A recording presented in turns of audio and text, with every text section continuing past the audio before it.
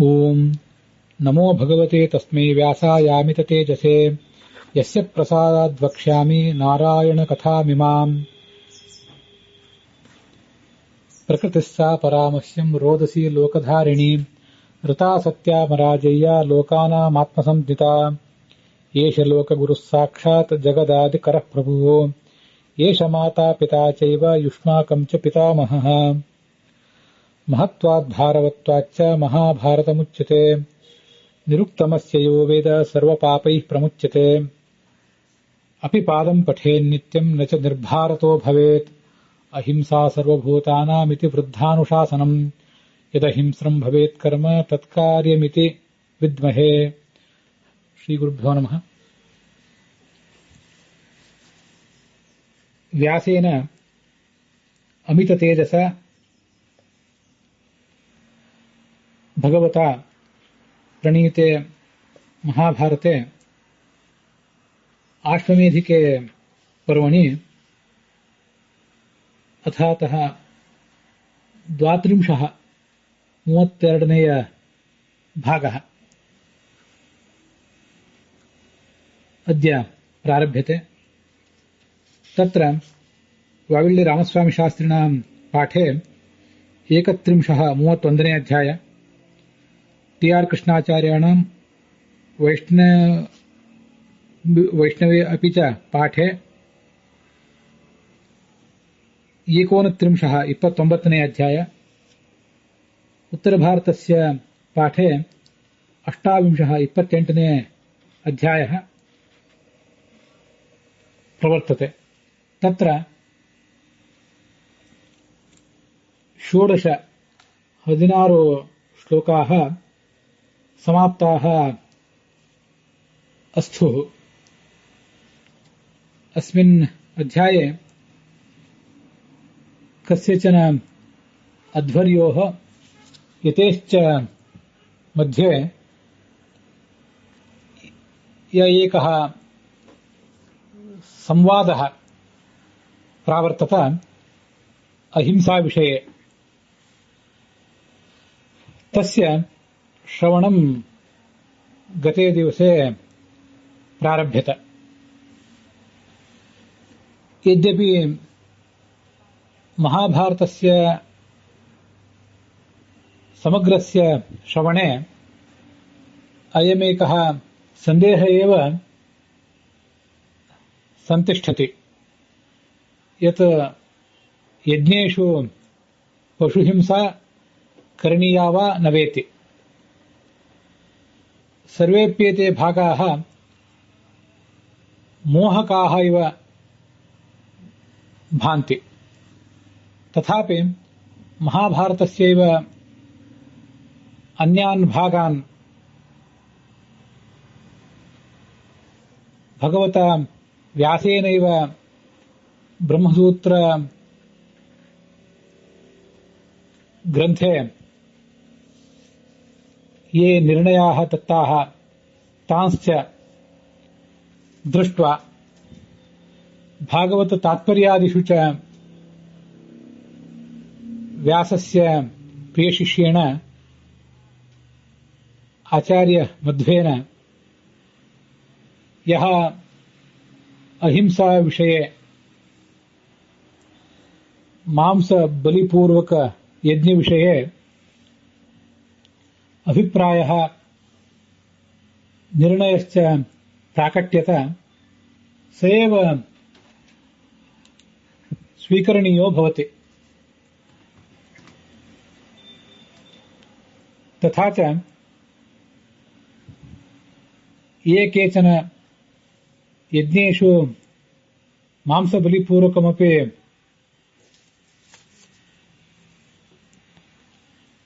आहुतिः ददति न तत्र कश्चन प्रत्यवायः विद्यते।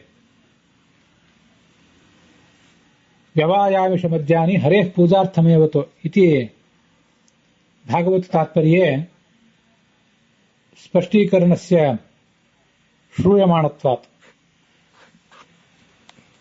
मांसभक्षणं मांसबलिपूर्वकं देवपूजा श्राद्ध प्रभृति कर्मणां प्रवर्तने शास्त्रस्य सम्मतिरेव वर्तते।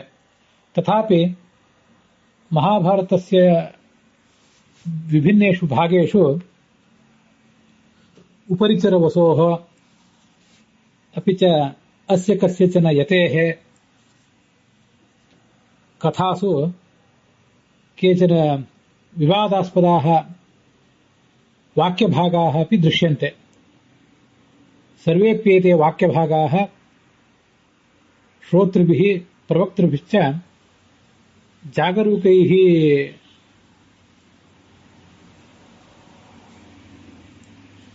संश्रूयेरन् अपि च दृढः कश्चन निर्णयः प्राप्येत।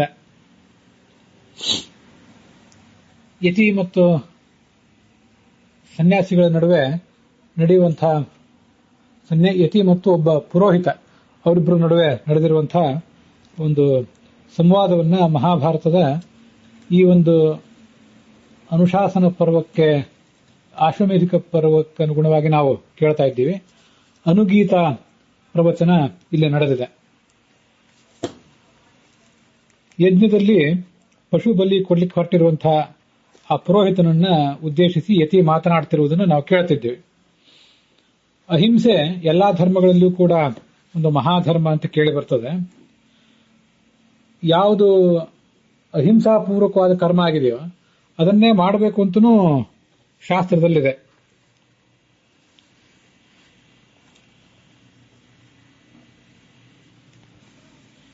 ಅದಕ್ಕೆ ಆ ಯತಿ ಹೇಳ್ತಾನೆ, ಎಲ್ಲವನ್ನು ಹೇಳಿ ಒಂದು ಮಾತನ್ನ ಈ ವಿಷಯದಲ್ಲಿ ಹೇಳ್ತೇನೆ. ನಾನು ಅಹಿಂಸಾ ಧರ್ಮವನ್ನು ನಾನು ಪರಿಪಾಲಿಸ್ತೇನೆ.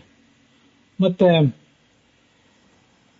ನನ್ನ ಸಂಪರ್ಕದಲ್ಲಿ ಯಾರು ಬರ್ತಾರೆ ಅವರ ಮೂಲಕವೂ ಕೂಡ ಅಹಿಂಸಾ ಧರ್ಮವೇ ನಡೆಯುವಂತೆ ನಾನು ಮಾಡ್ತೇನೆ. ಎಲ್ಲರ ಹತ್ರನೂ ಎಲ್ಲರ ಮೂಲಕವೂ ಅಂತ ಒಂದು ಪ್ರತಿಜ್ಞೆ ಮಾಡಿಸ್ತೇನೆ ನಾನು. ಇಲ್ಲದೆ ಹೋದ್ರೆ ನೀವೆಲ್ಲರೂ ಕೂಡ ನಿಮ್ಮಂಥವರು ಪುರೋಹಿತರು, ರಾಜರು ಮೊದಲಾದವರೆಲ್ಲ ಹಿಂಸಾತ್ಮಕವಾದಂಥ ಮಾಂಸಬಲಿಪೂರ್ವಕವಾದಂಥ ಯಜ್ಞವನ್ನೇ ಮಾಡುವ ಸಾಧ್ಯತೆ ಇದೆ. ಯಾವುದೇ ಪ್ರಾಣಿಯನ್ನ ಹಿಂಸೆ ಮಾಡದೇ ಇರುವುದು ನಮಗೆ ಬಹಳ ಪ್ರಿಯ. ಪ್ರತ್ಯಕ್ಷತ ಸಾಧಯಾಮ, ಅದನ್ನ ಪ್ರಾಯೋಗಿಕವಾಗಿ ನಮ್ಮ ಜೀವನದಲ್ಲಿ ಆಚರಣೆಗೆ ತರೋಣ. ನ ಪರೋಕ್ಷಂ ಉಪಾಸ್ಮಹೆ, ಪ್ರತ್ಯಕ್ಷದಲ್ಲಿ ನಮಗೇನು ಕಾಣಿಸ್ತದೋ ಅದನ್ನ ನೆಚ್ಚಿಕೊಂಡು ಬದುಕೋಣ. ಒಂದು ಪ್ರಾಣಿಯನ್ನು ಬಲಿ ಕೊಟ್ರೆ ಅದಕ್ಕೆ ಸ್ವರ್ಗದಲ್ಲಿ ಸದ್ಗತಿ ಆಗ್ತದೆ ಅನ್ನುವಂಥ ಒಂದು ಆಲೋಚನೆ ಏನಿದೆ, ಅಂಥ ಆಲೋಚನೆಗಳನ್ನ ನಾವು ಬದಿಗಿಡೋಣ ಅಂತ ಆ ಯತಿ ಪ್ರತಿಪಾದನೆ ಮಾಡ್ತಾ ಇದ್ದಾನೆ. ಅದರ ನಂತರ ಆ ಅಧ್ವರ್ಯು ಏನು ಹೇಳ್ತಾನೆ ಅಂತ ಅನ್ನೋದನ್ನ ನಾವೀಗ ನೋಡಬೇಕು. ಭೂಮೇರ್ ಗಂಧ ಗುಣಾನ್ ಭುಂಕ್ಷೆ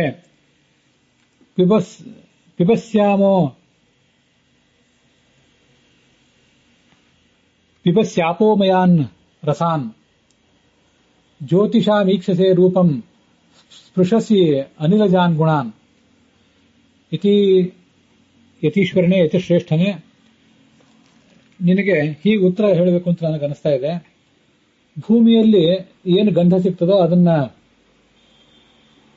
ನೀನು ಅನುಭವಿಸ್ತಿ, ಮತ್ತೆ ಜಲದಲ್ಲಿ ಏನು ರಸ ಸಿಗ್ತದೋ ಅದನ್ನ ಆಸ್ವಾದಿಸ್ತಿ. ಅಲ್ಲಿ ಒಂದು ಅನುವಾದದಲ್ಲಿ ಭೂಮಿಯಲ್ಲಿರೋ ಗಂಧವನ್ನು ಅನುಭವಿಸ್ತಿ ಅಂತಿಷ್ಟು ಕೊಟ್ಟು ಮುಂದೆ ರಸವನ್ನು ಆಸ್ವಾದಿಸುವಿ ಅಂತಷ್ಟು ಮಾತ್ರ ಕೊಟ್ಟಿದ್ದಾರೆ. ಜಲದಲ್ಲಿರುವಂತನ್ನೋದು ಅಲ್ಲಿ ತಪ್ಪಿ ಹೋಗಿದೆ. ಆಪೋಮಯಾನ್ ರಸಾನ್ ಅಂತಿರುವುದರಿಂದ ನೀರಿನಲ್ಲಿರುವ ರಸ ಅದು ಅಂತ ಅಲ್ಲಿ ಬಿಟ್ಟು ಹೋದುದನ್ನ ಸೇರಿಸ್ಕೊಳ್ಬೇಕು. ತೇಜಸ್ಸಿನ ಗುಣವಾದಂತಹ ರೂಪವನ್ನು ನೋಡ್ತೆ, ವಾಯುವಿನ ಗುಣವಾದಂತಹ ಸ್ಪರ್ಶವನ್ನು ನೋಡ್ತಿ, ಆಕಾಶದಿಂದ ಹುಟ್ಟುವಂತಹ ಶಬ್ದವನ್ನು ಕೇಳ್ತೆ. ಮನಸ್ಸಿನಿಂದ ಬುದ್ಧಿಯನ್ನು ಕೂಡ ಮನಸ ಮನ್ಯಸೆ ಮತಿಂ, ಮನಸ್ಸಿನಿಂದ ಒಂದು ನಿರ್ಣಯವನ್ನು ಕೂಡ ನೀನು ತಗೊಳ್ತಿ, ನೀನು ಮಾಡ್ತಿ, ಎಲ್ಲರೂ ಕೂಡ ಹೀಗೆ ಮಾಡ್ತಾರೆ. ಸರ್ವಾಣ್ಯೇತಾನಿ ಭೂತಾನಿ ಪ್ರಾಣ ಇತಿ ಚ ಮನ್ಯಸೆ, ಈ ಎಲ್ಲಾ ಪ್ರಾಣಿಗಳು ಕೂಡ ಪ್ರಾಣವುಳ್ಳವನು ಅಂತನ್ನೋದು ನಿನಗೂ ಗೊತ್ತಿದೆ. ಪ್ರಾಣವುಳ್ಳಂತಹ ಭೂತಗಳಿಂದ ನೀನು ಆಯಾ ಗುಣಗಳನ್ನು ಸ್ವೀಕಾರ ಮಾಡಿದರೆ ಅದು ಕೂಡ ಒಂದು ಹಿಂಸೆ ಆಗೋದಿಲ್ಲೇನು ಅಂತ ಅವನ ಪ್ರಶ್ನೆ. ಪೃಥ್ವಿ, ಅಪು, ತೇಜಸ್ಸು, ವಾಯು ಇತ್ಯಾದಿಗಳೇನಿವೆ, ಆಕಾಶ, ಅದೆಲ್ಲದರಲ್ಲೂ ಕೂಡ ಒಂದಲ್ಲ ಒಂದು ಚೇತನ ಇರ್ತದೆ. ಅದಕ್ಕೆ ಅಭಿಮಾನಿ ದೇವತೆಯಾಗಿ ಒಬ್ಬ ದೇವತೆ ಇರಬಹುದು, ಅಥವಾ ಮತ್ಯಾವುದೋ ಆಕಸ್ಮಿಕವಾದಂತಹ ಒಂದು ಚೇತನ.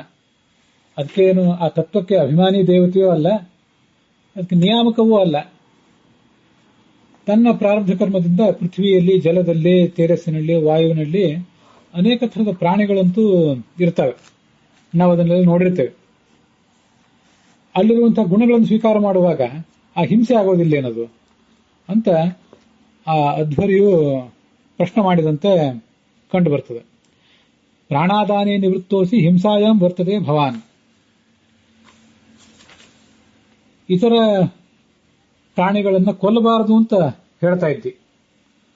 ನಾನು ಕೊಲ್ಲುವುದಿಲ್ಲ, ಇನ್ನೊಬ್ಬರಿಂದನೂ ಕೂಡ ಕೊಲ್ಲಿಸುವುದಿಲ್ಲ ಅಂತ ಹೇಳ್ತಾ ಇದ್ದೆ.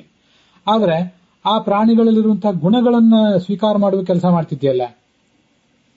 ಯಾವುದೇ ಕೆಲಸ ಆಗಲಿ, ನಾವು ಬದುಕುವಾಗ ಹಿಂಸೆ ಮಾಡದೇನೆ ಈ ಕೆಲಸವೇ ಆಗೋದಿಲ್ಲ. ಇದು ನನ್ನ ಅಭಿಪ್ರಾಯ. ನಾಸ್ತಿ ಚೇಷ್ಟಾ ವಿನಾ ಹಿಂಸಾ ಕಿಂವಾ ತ್ವಂ ಮನ್ಯಸೆ ದ್ವಿಜ. ಮನುಷ್ಯ ಬದುಕಬೇಕಾದ್ರೆ ಹಿಂಸೆಯನ್ನು ಮಾಡಬೇಕು. ಅದಕ್ಕೆ ಯತಿ ಹೇಳ್ತಾನೆ, ಅಕ್ಷರಂ ಚ ಕ್ಷರಂ ಚೈವ ದ್ವೈಧೀಭಾವೋಯಂ ಆತ್ಮನಃ. ಅಕ್ಷರಂ ತತ್ರ ಸದ್ಭಾವ ಸ್ವಭಾವ ಕ್ಷರ ಉಚ್ಯತೆ ಅಂತ ಅವನು ಆ ಯತಿ ಮುಂದೆ ಹೇಳುವಂತಹ ಉತ್ತರ.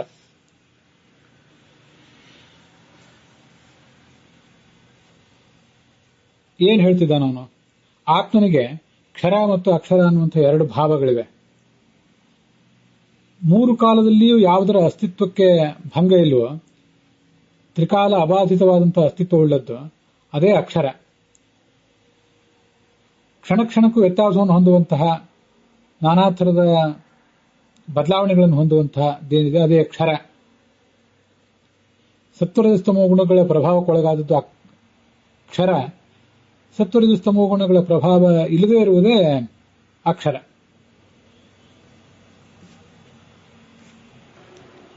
ಈ ಶ್ಲೋಕಕ್ಕೆ ಭಾರತ ದರ್ಶನ ಪ್ರಕಾಶನದಲ್ಲಿ ಮಾಡಿರುವಂತಹ ಅನುವಾದವನ್ನು ನಾನು ಓದಿದೆ. ಲಕ್ಷಾಲಂಕಾರದಲ್ಲಿ ಹೀಗೆ ಅದಕ್ಕೆ ಬರೆದಿದ್ದಾರೆ. ಕ್ಷರಾಕ್ಷರಯೋ ಮಧ್ಯೆ ತದ್ಭಾವ ತೇಷಾಂ ವಿಷಯಾಣಾಮೇವ ಸದಾ ಭಾವನಾ ವಿಷಯ ರಕ್ಷಣಾಖ್ಯ ವೈರಾಗ್ಯ ಅಭಾವಾತ್ ಅಕ್ಷರಮಿತ್ಯುಚ್ಯತೆ. ಅಕ್ಷರ ಅಂದ್ರೆ ಏನು ಅನ್ನೋದನ್ನ ಸ್ವಲ್ಪ ಭಿನ್ನವಾಗಿ ಲಕ್ಷಾಲಂಕಾರದಲ್ಲಿ ವರ್ಣಿಸಿದಂತೆ ಕೇಳಿ ಬರ್ತದೆ. ಅಕ್ಷರ ಅಂದರೆ ವಿಷಯ ಪದಾರ್ಥಗಳಲ್ಲಿ ಆಸಕ್ತಿಯನ್ನು ಹೊಂದಿ ವೈರಾಗ್ಯವನ್ನೇ ತಾಳದೇ ಇರುವುದು, ನಿತ್ಯ ನಿತ್ಯ ಲೋಲುಪತೆಯನ್ನು ಹೆಚ್ಚು ಮಾಡ್ಕೊಳ್ತಾ ಇರುವುದಕ್ಕೆ ಅಕ್ಷರ ಭಾವ ಅಂತ ವರ್ಣನೆ ಮಾಡ್ತಾರೆ. ವಿಷಯ ಕ್ಷರಣಾಖ್ಯ, ವಿಷಯಗಳನ್ನ ಕ್ಷರಣ ಮಾಡುವುದು ಅಂದ್ರೆ ತೊರೆಯುವುದು. ಕ್ಷರಣ ಮಾಡುವುದು ಅಂದ್ರೆ ನಮ್ಮಿಂದ ಅವುಗಳನ್ನು ದೂರ ಇಡುವುದು. ಕ್ಷರ ಅನ್ನೋ ಧಾತುವಿಗೆ ನಾಶ ಅಂತ ಅರ್ಥ. ವಿಷಯದ ಕ್ಷರಣ, ನಮ್ಮ ಸಂಪರ್ಕಕ್ಕೆ ಬಂದಿರುವಂತಹ ವಿಷಯ ಪದಾರ್ಥಗಳನ್ನು ಸಾಧ್ಯವಾದಷ್ಟು ದೂರ ಇಡಬೇಕು. ವಿಷಯ ಪದಾರ್ಥಗಳು ನಮ್ಮ ಭೋಗಕ್ಕೆ ಸಿಗದೇ ಇರುವಂತೆ ಸಾಧ್ಯವಾದಷ್ಟು ಆ ಯತಿಯಾದವನು, ಒಬ್ಬ ಸಾಧಕನಾದವನು ದೂರ ಇರಬೇಕು. ಅದೇ ವೈರಾಗ್ಯ. ಆ ವೈರಾಗ್ಯ ಇಲ್ಲದೇ ಇರುವುದೇ ಅಕ್ಷರ ಅಂತ ಕರೆಸ್ಕೋತದೆ. ಸ್ವಭಾವ ವಿಷಯಾನ್ ಪರಿತ್ಯಜ್ಯ ಸ್ವತಂತ್ರ ಪರಮಾತ್ಮನಃ ಭಾವನಾ ವಿಷಯ ಕ್ಷರಣಾತ್ ಕ್ಷರ ಉಚ್ಯುಚ್ಯತೆ. ಸ್ವಭಾವ ಕ್ಷರ ಉಚ್ಯತೆ ಅಂತ ಏನಿದೆಯಲ್ಲ, ಇದು ಸ್ವಭಾವ ಅಂದ್ರೆ ಸ್ವತಂತ್ರನಾದಂಥ ಪರಮಾತ್ಮ. ಆ ಪರಮಾತ್ಮನ ಕುರಿತಾದಂತಹ ಚಿಂತನವನ್ನ ನಿತ್ಯ ಮಾಡೋದು, ಅದಕ್ಕೇನೆ ಕ್ಷರ ಅಂತ ಹೇಳ್ತಾರೆ.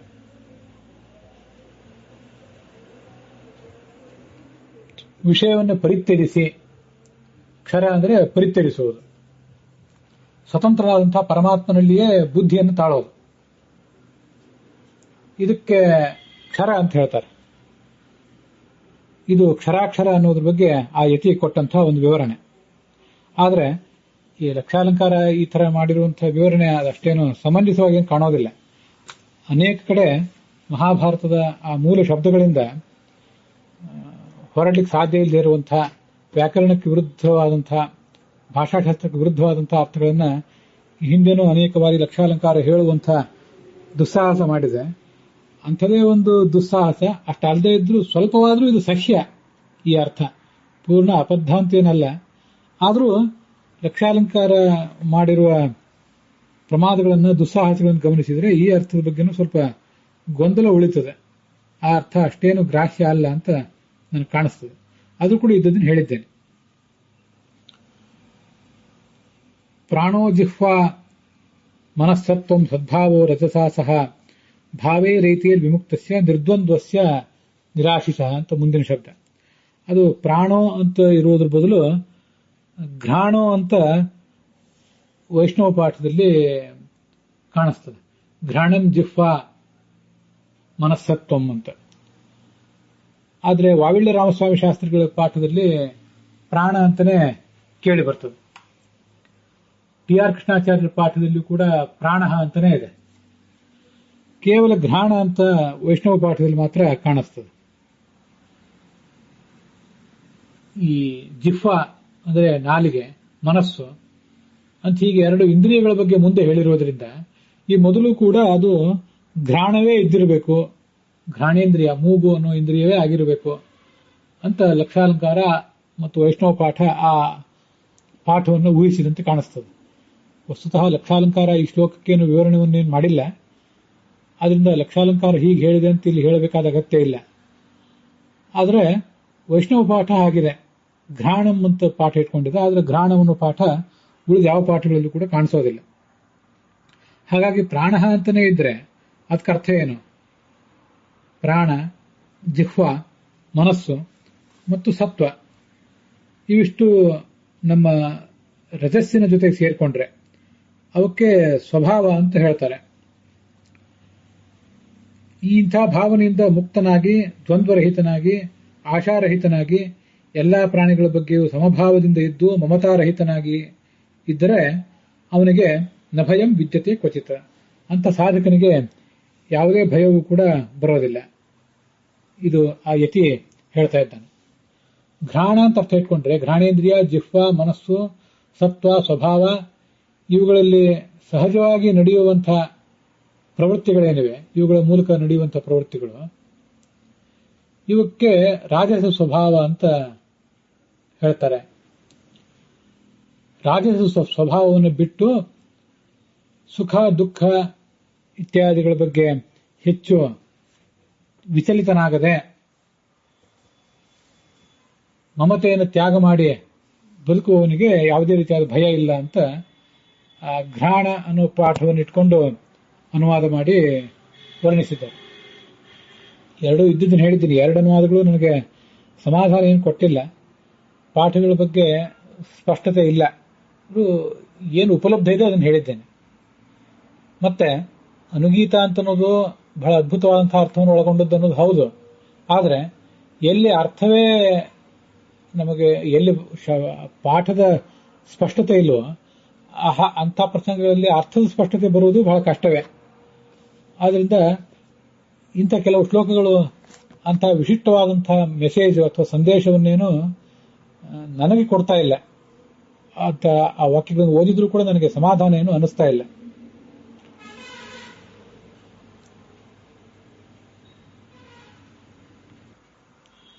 ಮುಂದೆ ಅಧ್ವರ್ಯು ಹೇಳಿದ, ಸದ್ಭಿರೇವೇಹ ಸಂವಾಸಃ ಕಾರ್ಯೋ ಮತಿಮತಾಂವರ ಭವತಾಂ ಕಥಿತಂ ಶ್ರುತ್ವ ಪ್ರತಿಭಾತಿ ಮತಿರ್ಮಮ.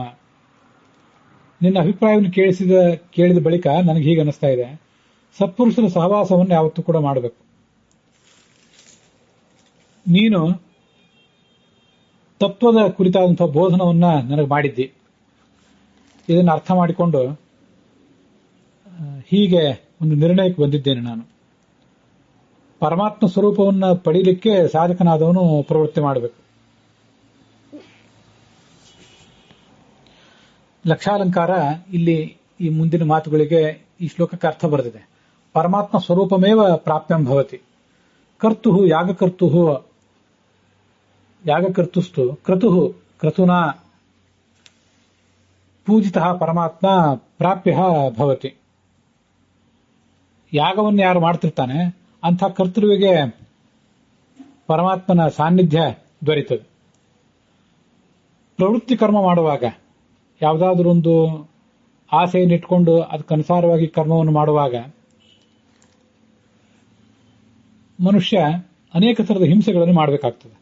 ನಿರ್ದಿಷ್ಟವಾದ ಬಯಕೆಯೊಂದನ್ನು ಇಟ್ಕೊಂಡು ಆ ಬಯಕೆ ಈಡೇರಬೇಕು ಅನ್ನುವ ಅಪೇಕ್ಷೆಯಿಂದ ಅವನೊಂದು ಕಾರ್ಯ ಮಾಡಲಿಕ್ಕೆ ಹೊರಟ್ರೆ ಆಗ ಅಲ್ಲಿ ಹಿಂಸೆ ಮಾಡಬೇಕಾದಂತಹ ಪ್ರಸಂಗ ಬರ್ತದೆ. ಆದರೆ ನಿವೃತ್ತಿ ಕರ್ಮಗಳೆಲ್ಲವೂ ಕೂಡ ಭಗವತ್ ಪೂಜಾ ರೂಪವಾಗಿರುವುದರಿಂದ ನಿವೃತ್ತಿ ಕರ್ಮಾಣಿ ಕರ್ಮಣಿ ಕ್ರಿಯಮಾಣಾತು ವಿಷ್ಣು ಪೂಜಾಂಗತ್ವಾತ್ ನ ಹಿಂಸಾ ಇತಿ ಭಾವಃ. ಕೇವಲ ಭಗವಂತನ ಪ್ರೀತಿಗಾಗಿ ನಿವೃತ್ತ ಕರ್ಮವನ್ನು ಮಾಡುವುದರಿಂದ, ತತ್ವಜ್ಞಾನಕ್ಕಾಗಿ ಮಾಡುವುದರಿಂದ ಅಲ್ಲಿ ಹಿಂಸಾ ಆಗೋದಿಲ್ಲ. ಇದು ಯತಿಯಾದಂತಹ ನಿನ್ನ ಅಭಿಪ್ರಾಯ ಆಗಿದೆ. ಅದನ್ನ ನಾನು ಹೀಗೆ ಅರ್ಥ ಮಾಡಿಕೊಂಡಿದ್ದೇನೆ. ನಿನ್ನಂತಹ ಸಜ್ಜನನಿಂದ ನನಗದು ತಿಳಿದಿದೆ. ಇಷ್ಟು ಹೇಳಿದಾಗ ಆ ಬ್ರಾಹ್ಮಣ ಏನು ಅರ್ಥ ಮಾಡಿಕೊಂಡ ಅನ್ನೋದನ್ನೆಲ್ಲ ಗಮನಿಸಿ ಯತಿ ಮೌನ ವಹಿಸಿದ. ಮುಂದೆ ಹೇಗೆ ಯಜ್ಞ ಮಾಡಬೇಕು ಅನ್ನೋದ್ರ ಬಗ್ಗೆ ಮೋಹ, ಅಜ್ಞಾನ ಇತ್ಯಾದಿಗಳನ್ನೆಲ್ಲ ಕಳೆದುಕೊಂಡು ಅವನು ಆ ಯಜ್ಞದಲ್ಲಿ ತೊಡಗಿದೆ. ಏವಮೇತಾದೃಶಂ ಮೋಕ್ಷಂ ಸುಸೂಕ್ಷ್ಮಂ ಬ್ರಾಹ್ಮಣ ವಿದುಹು. ಹೀಗೆ ಒಟ್ಟಾರೆ ಮೋಕ್ಷ ಅಂತ ಅನ್ನೋದು ಬಹಳ ಸೂಕ್ಷ್ಮವಾದದ್ದು. ವಿದಿತ್ವಾಚ ಅನುತಿಷ್ಠಂತಿ ಕ್ಷೇತ್ರಜ್ಞೇನ ಅನುದರ್ಶಿನ. ಮೋಕ್ಷ ಧರ್ಮವನ್ನ ಹೀಗೆ ತಿಳಿದುಕೊಂಡು ಅನುಷ್ಠಾನಕ್ಕೆ ತರಬೇಕು ಅಂತ ಹೇಳ್ತಾರೆ. ಅಲ್ಲಿಗೆ ಆ ಅಧ್ಯಾಯ ಸಮಾಪ್ತ ಆಗಿದೆ. ಮುಂದಿನ ಅಧ್ಯಾಯವನ್ನು ಈಗ ನೋಡೋಣ. ಆ ಬ್ರಾಹ್ಮಣ ತನ್ನ ಪತ್ನಿಗೆ ಈ ಆಖ್ಯಾನವನ್ನು ಮುಂದುವರಿಸಿದ. ಇದೇ ವಿಷಯದಲ್ಲಿ ಕಾರ್ತವೀರ್ಯಾರ್ಜುನನಿಗೂ ಸಮುದ್ರರಾಜನಿಗೂ ನಡೆದಂತಹ ಒಂದು ಸಂವಾದ ಇದೆ. ಅದು ಇತಿಹಾಸದ ಗರ್ಭದಲ್ಲಿ ಕೇಳಿ ಬರ್ತದೆ. 1000 ತೋಳುಗಳ ರಾಜ ಅವನು. ತನ್ನ ಪರಾಕ್ರಮದಿಂದ ಆತ ಇಡೀ ಜಗತ್ತನ್ನೆಲ್ಲ ಗೆದ್ದವನಾಗಿದ್ದ. ತನ್ನ ಬಲದ ಬಗ್ಗೆ ಮಹಾದರ್ಪನೂ ಕೂಡ ಅವನಿಗಿತ್ತು. ಸಮುದ್ರವನ್ನೇ ಒಂದು ಬಾರಿ ಅವನು ತಡೆ ಹಿಡಿದು ಬಿಟ್ಟಿದ್ದ, 100 ಬಾಣಗಳನ್ನು ಪ್ರಯೋಗ ಮಾಡಿ. ಆಗ ಸಮುದ್ರ ರಾಜ ಅವನ ಎದುರಿಗೆ ಬಂದು ಹೀಗೆ ಹೇಳಿದ, ನನ್ನ ಮೇಲೆ ಬಾಣಗಳನ್ನು ಪ್ರಯೋಗ ಮಾಡಬೇಡ, ನಿನಗೆ ಏನು ಕಾರ್ಯವನ್ನು ಮಾಡಿಕೊಡಬೇಕು ಅದನ್ನು ಹೇಳು. ಏಕೆಂದರೆ ನಿನ್ನ ಪರಾಕ್ರಮಕ್ಕೆ ತುತ್ತಾಗಿ ಅನೇಕ ಪ್ರಾಣಿಗಳೆಲ್ಲ ನನ್ನಲ್ಲಿ ಇರುವಂಥವು ಅಳಿವಿನ ಅಂಚಿಗೆ ಬಂದಿವೆ. ಅವುಗಳಿಗೆಲ್ಲದಕ್ಕೂ ನೀನು ಅಭಯ ಕೊಡಬೇಕು. ಆಗ ಈ ಕಾರ್ತವೀರ್ಯಾರ್ಜುನ ಹೇಳಿದ, ನನಗೆ ಯುದ್ಧದ ತೀಟೆ ಇದೆ. ನನಗೆ ಸಮಾನವಾದಂಥ ಧನುರ್ಧಾರಿ ಯಾರಾದರೂ ಇದ್ದರೆ ಅಂಥವನು ನಿನಗೆ ತಿಳಿದಿದ್ರೆ ಅವನ ಬಗ್ಗೆ ತಿಳಿಸು. ಆಗ ಸಮುದ್ರರಾಜ ಹೇಳಿದ, ಜಮದಗ್ನಿ ಋಷಿಯ ಹೆಸರನ್ನೇನಾದರೂ ಕೇಳಿದ್ರೆ ಅಲ್ಲಿ ಹೋಗು. ಅವನ ಮಗ ಪರಶುರಾಮ ನಿನಗೆ ಯೋಗ್ಯವಾದಂತಹ ಆತಿಥ್ಯವನ್ನು ಕೊಡ್ತಾನೆ. ತಸ್ಯ ಪುತ್ರಸ್ತವ ಆತಿಥ್ಯಂ ಯಥಾವತ್ ಕರ್ತುಮರ್ಹತಿ. ಹೀಗೆ ಹೇಳಿದಾಗ ಯಾರು ಅಂತ ಮಹಾಪರಾಕ್ರಮಿಯಾದವನು ಆ ಜಮದಗ್ನಿಯ ಪುತ್ರ ಅಂತ ಈ ಕೋಪದಿಂದ ಉರಿಯುತ್ತಾ ಈ ಕಾರ್ತವೀರ್ಯಾರ್ಜುನ ಆ ಜಮದಗ್ನಿ ಆಶ್ರಮಕ್ಕೆ ಬಂದು ಆ ಪರಶುರಾಮನನ್ನ ನೋಡಿದ. ಪರಶುರಾಮನಿಗೆ ವಿರುದ್ಧ ಆಗುವಂತೆ, ಆತನಿಗೆ ಕೋಪ ಬರುವಂತನೇ ವರ್ತಿಸಿದ.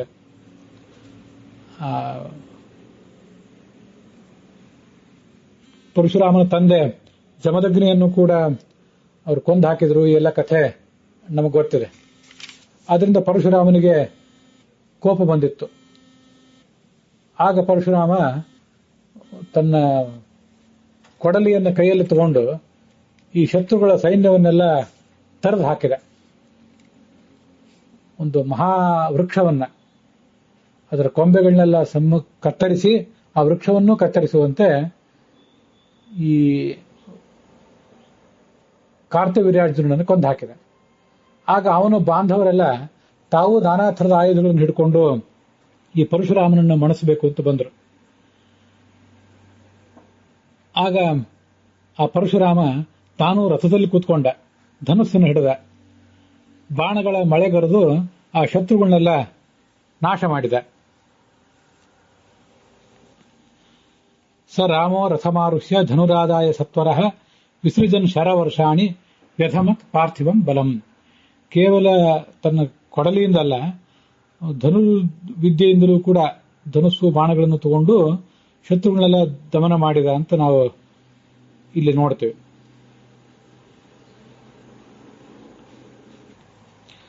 ತತಸ್ಥೋ ಕ್ಷತ್ರಿಯಾ ಕೇಚಿತ್ ಜಮದಗ್ನಿಂ ನಿಹತ್ಯ ಹಿ ವಿವಿಶುರ್ಗಿರಿದುರ್ಗಾಣಿ ಮೃಗಾಹ ಸಿಂಹಾರ್ಜಿತಾಹ ಇವ. ಆ ಕಾರ್ತವೀರ್ಯಾರ್ಜುನನ ಪಕ್ಷದವರು ಜಮದಗ್ನಿಯನ್ನು ಕೊಂದರು ಅಂತ ನಾನು ಮೊದಲೇ ಹೇಳಿದೆ. ವಸ್ತುತಃ ಆ ಘಟನೆಯನ್ನು ಇಲ್ಲಿ ಮಹಾಭಾರತದಲ್ಲಿ ವರ್ಣನೆ ಮಾಡಿದ್ದಾರೆ. ಆ ರಾಜರೆಲ್ಲ ಜಮದಗ್ನಿಯನ್ನ ಕೊಂದು ಹಾಕಿದರು. ಮೊದಲು ಪರಶುರಾಮ ತನ್ನ ಆಶ್ರಮಕ್ಕೆ ವಿರುದ್ಧವಾಗಿ ನಡ್ಕೊಂಡಂಥ, ತನ್ನ ಆಶ್ರಮದಲ್ಲಿ ಅಪಚಾರ ಎಸಗಿದಂಥ ಕಾರ್ತವೀರ್ಯಾರ್ಜುನನನ್ನು ಕೊಂದು ಹಾಕಿದ. ಅದಾದ ಬಳಿಕ ಪರಶುರಾಮ ಒಂದು ಬಾರಿ ಹೊರಗೆ ಹೋಗಿದ್ದಾಗ, ಆಶ್ರಮದಲ್ಲಿ ಇಲ್ಲದೇ ಇದ್ದಾಗ, ಆ ಕ್ಷತ್ರಿಯರೆಲ್ಲ ಜಮದಗ್ನಿಯನ್ನು ಕೊಂದು ಹಾಕಿದರು. ಜಮದಗ್ನಿಯನ್ನು ಕೊಂದು ಹಾಕಿ ಮತ್ತೆ ಪರಶುರಾಮ ಬರ್ತಾನೆ ಅಂತ ಆಲೋಚನೆ ಮಾಡಿ ಅವನಿಗೆ ಸಿಗದಂತೆ ಬೇರೆ ಬೇರೆ ಗುಹೆಗಳಲ್ಲಿ ಅಡಗಿಕೊಂಡ್ರು.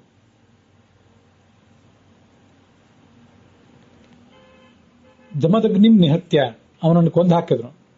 ಹೀಗೆ ಮೊದಲು ಆ ಕಾರ್ತವೀರ್ಯಾರ್ಜುನನ ಹತ್ಯೆ, ಅದಾದ ಬಳಿಕ ಜಮದಗ್ನಿಯ ಹತ್ಯೆ, ಅದಾದ ಬಳಿಕ ಕುಪಿತನಾಗಿ ಈ ಪರಶುರಾಮ ಮತ್ತೆ ಆ ಕಾರ್ತವೀರ್ಯಾರ್ಜುನನ ವಂಶ, ಇತರ ಕ್ಷತ್ರಿಯರ ವಂಶಗಳು ಇದನ್ನೆಲ್ಲವನ್ನು ಕೂಡ ಸಂಹರಿಸಿದ್ದು. ಜಮದಗ್ನಿಂ ನಿಹತ್ಯ ಹಿ ಅಂತ ಪಾಠ ಇದೆ. ಆ ಪರಶುರಾಮನ ಭಯದಿಂದ ಜಮದಗ್ನಿಗಳನ್ನ ಹೊಂದಿರುವ ಆ ಕ್ಷತ್ರಿಯರೆಲ್ಲರೂ ಅಂತ ಒಬ್ಬರು ಅನುವಾದ ಮಾಡಿದ್ದಾರೆ. ಅದೇ ತೀರಾ ಪ್ರಾಮಾಣಿಕವಾದಂತಹ ಅನುವಾದ. ಜಮದಗ್ನಿಯನ್ನು ಕೊಂದು ಆ ಬಳಿಕ ಅಂತ ಅದಕ್ಕೆ ಅರ್ಥ ಮಾಡುವುದು ಯೋಗ್ಯ. ಮುಂದೆ ಅವರ ಸ್ಥಿತಿ ಏನಾಯಿತು? ಪರಶುರಾಮನಿಗೆ ಹೆದರಿ ನಗರದ ವಸತಿಯಿಂದ ದೂರ ಇದ್ರಲ್ಲ, ಅವರಿಗೆ ಬ್ರಾಹ್ಮಣರ ದರ್ಶನವೇ ಇಲ್ಲದಂತಾಯಿತು ದೀರ್ಘಕಾಲ. ಬ್ರಾಹ್ಮಣಾನಾಂ ಅದರ್ಶನಾತ್. ಈ ಪರಶುರಾಮನು ಕೂಡ ಬ್ರಾಹ್ಮಣನಾದ್ರಿಂದ ತಾವು ಬ್ರಾಹ್ಮಣರ ಕಣ್ಣಿಗೆ ಬಿದ್ದರೆ ಆ ಬ್ರಾಹ್ಮಣರು ತಮ್ಮ ಚಲನವಲನಗಳ ಬಗ್ಗೆ ಪರಶುರಾಮನಿಗೆ ಸುಳಿವು ಕೊಡ್ತಾರೆ ಅಂತ ಪ್ರಾಯ ಆಲೋಚನೆ ಮಾಡಿ ಅವರು ಬ್ರಾಹ್ಮಣರ ಕಣ್ಣಿಗೆ ಬೀಳಲಿಲ್ಲ.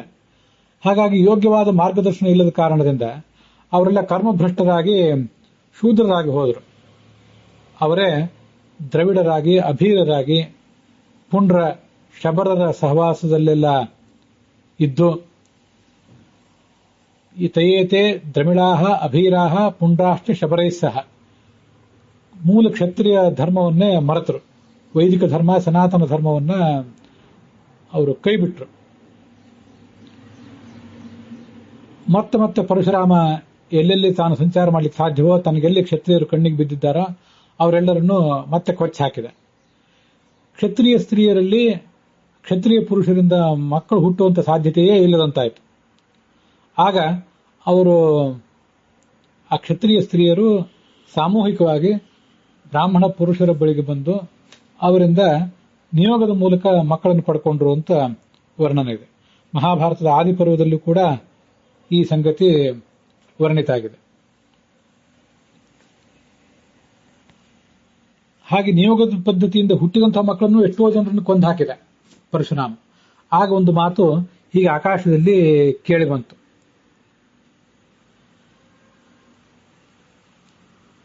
ರಾಮ ರಾಮ ನಿವರ್ತಸ್ವ ಕಂಗುಣಂ ತಾತ ಪಶ್ಯಸಿ ಕ್ಷತ್ರಬಂಧೂನ್ ಇಮಾನ್ ಪ್ರಾಣೈಹಿ ವಿಪ್ರಯೋಜ್ಯ ಪುನಃ ಪುನಃ. ಇಷ್ಟು ಕುಪಿತನಾಗಿ ಇವರೆಲ್ಲರನ್ನೂ ಕೊಂದು ಹಾಕ್ತಾ ಇದ್ದಿ, ಈ ನಿನ್ನ ಸಾಕು, ಇದರಿಂದ ಏನು ಪ್ರಯೋಜನ, ಬಿಡು ಇದನ್ನ ಅಂತ ಅವನಿಗೆ ಸಮಾಧಾನ ಹೇಳಿದರು. ಅದಾದ ಮೇಲೆ ಆ ಪರಶುರಾಮ ಆ ಪಿತಾಮಹರಿಗೆ ಹೇಳಿದೆ. ರುಚಿಕ ಅಂದರೆ ಪರಶುರಾಮನ ಅಜ್ಜ ಮೊದಲಾದವರು ಅಲ್ಲಿದ್ರು. ಅವ್ರಿಗೆ ಹೇಳಿದ,